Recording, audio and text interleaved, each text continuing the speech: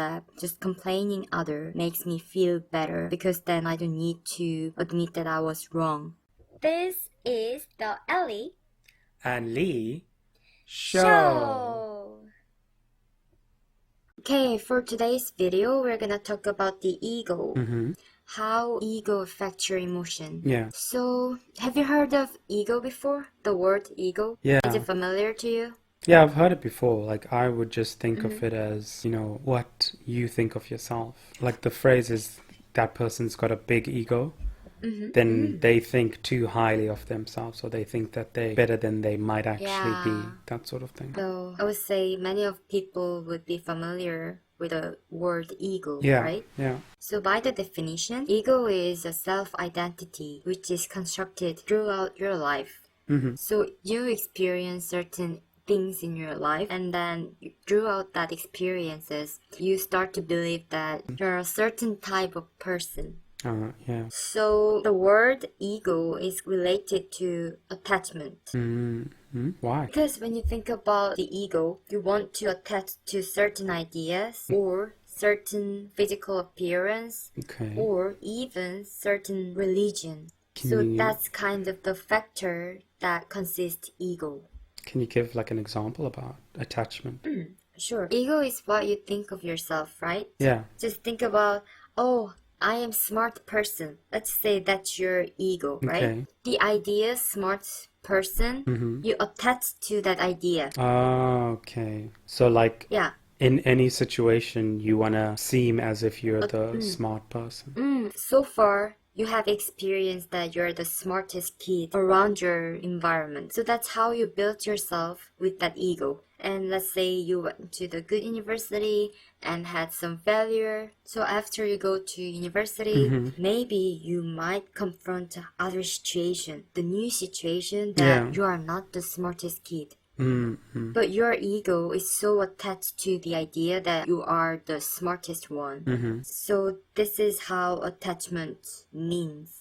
And I can see how it would lead to something negative, because let's say you have the image of, you know, being the smart one, right? And you want to keep up that image. But people always say, oh yeah, he or she is so smart, they don't have to study that much. Oh, and then you start to feel the pressure of that. So let's say you're in university and things are actually really difficult, but you don't want to seem like you're studying that long. So you end up trying to find ways of actually cheating. And then maybe you get caught cheating, and then that's how having that ego could have been a negative thing.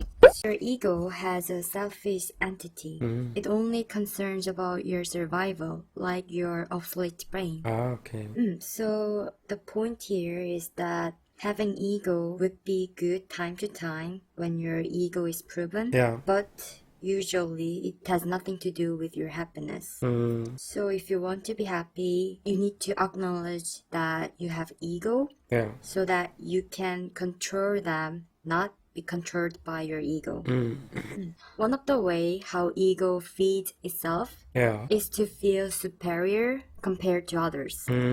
So when you think about people gossip about other people, or it always say I'm right and also complain about things. When you think about gossiping, by say bad things towards others, you feel superior than that person, right? And also being right, as like nobody really likes to be wrong, right? And some people being a know-it-all. really have and some people have hard time just admitting that they did something wrong. It's painful. So the emotions also come with that behavior, like admitting that that person was wrong, that I was wrong, and also complaining. So when just take time to observe yourself when you are in that behavior.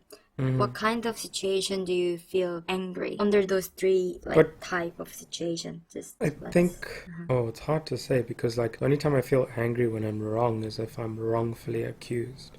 So if someone says something that isn't true about me, then that gets me angry. But like if it's a mistake I made, then I'm not like against saying sorry for it. Like, you know, like when you were a kid and then someone says, oh, who ate the last cookie? Like, hell no, I didn't. It's believable. Oh, we didn't really have cookies when we were younger.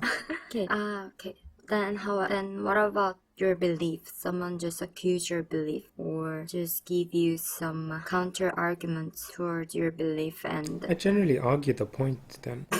that's you true. know, like if I believe something to be true, then I try and argue it in a way where they can believe it as well, or my point gets across. Yeah, true. You admit it if you're wrong. Yeah. So in my case, I can say I don't really gossip if it doesn't really have to do with me.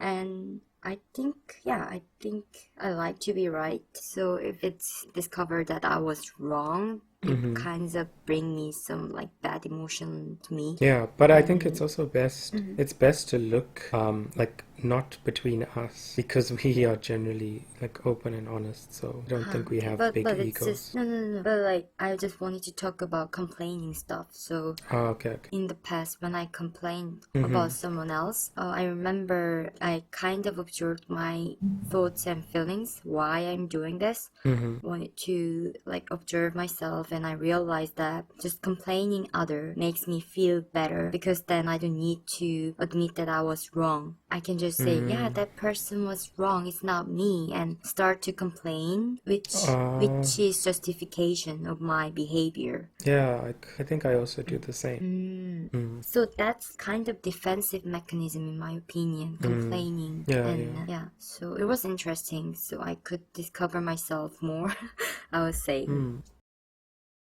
If you're enjoying this video so far, please like and subscribe. So like, do you think that the opposite of ego would be humility, with being humble? Yeah. It sounds Maybe like it would be. eh? People with humility doesn't really gossip or complain, or would be okay being wrong. Yeah, that's kind of being humble. Like, I think the thing of being humble is that you accept that you are not perfect, and then you're not better than anyone else, regardless of like your position. In that context, it seems like it's the opposite word. Yeah, so like if you know of, The Rock, Dwayne "The Rock" Johnson. I don't know. Rock?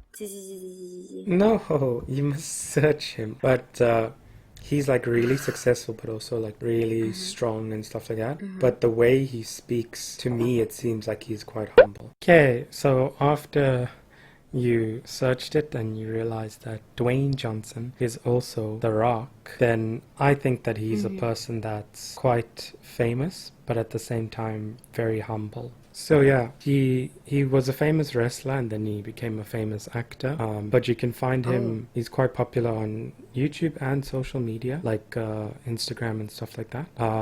But I would say that he is quite humble, because he's really popular, but he still seems very down to earth. Ah, I see. Yeah. What things made you think he's humble? Just the way he responds and stuff like that in videos and social media. Also, he does talks, and then he's very open and honest, like with these talks. Like he'll say the period when he screwed up or when he was really nervous about something. Ah, I see. Yeah. I want to know more about his philosophy. How could he become so humble like that? Yeah, I think it's just his culture as well. So, culture? Where is he from? So his culture is Samoan culture. So I think that culture is like really family orientated, and also just like clan orientated. So it's like you're doing things for your clan or for Interesting. Yeah. So till now we talked about the ego and how it affected emotions.